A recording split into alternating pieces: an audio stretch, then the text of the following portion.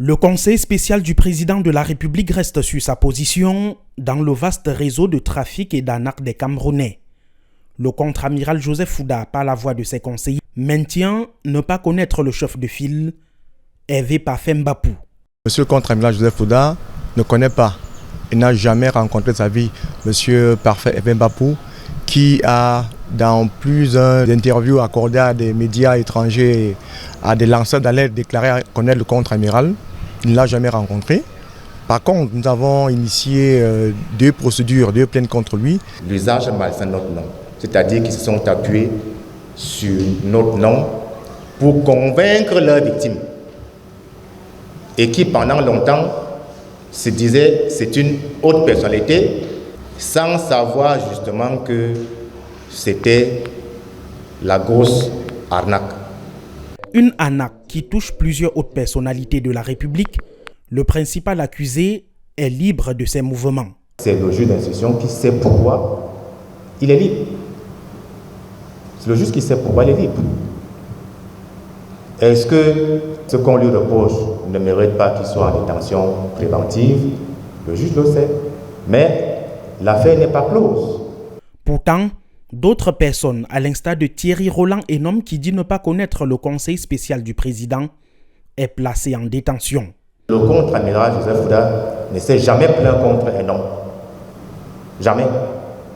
Et nous ne savons pas pourquoi il est en détention pendant que les auteurs, puisque nous avons dit que lui n'est que complice, sont en liberté. Une conférence de presse sous forme de droit de réponse aux multiples sorties d'Hervé Mbapou. Le contre-amiral Joseph Fouda s'offusque de la diffusion des informations secrètes de la procédure judiciaire en cours répandues sur les réseaux sociaux. Nous sommes assez gênés, n'est-ce pas, du déroulement de cette procédure, tant étant entendu que nous sommes toujours informés par les lanceurs d'alerte et c'est ce que vous appelez aujourd'hui des influenceurs, une procédure qui est supposée être secrète. Qu'à cela ne tienne, nous sommes sereins, nous faisons entièrement confiance en la justice. Nous estimons simplement qu'à travers notre message aujourd'hui, d'autres victimes ne tomberont pas dans ce réseau criminel qui fait déjà des vagues depuis plus d'une dizaine d'années. Face à la presse, le 4 février 2025 à Yaoundé, les porte-paroles du conseil spécial de Paul Biya refutent la thèse du moindre lien avec le chef de file qui faisait l'objet des poursuites bien avant sa soi-disant mise en contact avec le contre-amiral. Ceux qui avaient déposé plainte n'ont pas eu le courage et le cap d'aller confirmer leur plainte. Au contraire, ils sont allés là les retirer. On est là en 2013, ce qui signifie que ce qu'on vous dit que les relations entre notre client auraient connu un départ en 2015, mais d'où vient-il que ce monsieur-là soit déjà surpris dans des affaires d'arnaque avec le nom du contre-amiral en 2013? Des plaintes ensuite retirées suite aux nombreuses menaces que disaient subir les plaignants. Joseph Fouda dit ne pas connaître non plus celle présentée comme sa nièce au centre de virement bancaire depuis le Sénégal.